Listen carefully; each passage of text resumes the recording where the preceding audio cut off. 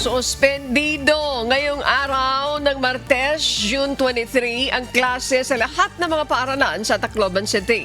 Matapos ang nangyaring pamamaril kahapon sa San Jose National High School kung saan 4 ang namatay at may 13 sugatan.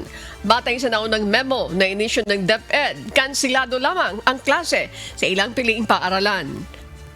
Ngunit kalaunan ay nag-issue muli ng panibagong memo order kung saan iniutos ang suspensyon ng klase sa buong Tacloban City ngayong June 23. Ayon sa DepEd, batid nila ang epekto ng pangyayari na nagdulot ng takot at pangamba para sa mga estudyante, mga magulang at maging sa mga school personnel.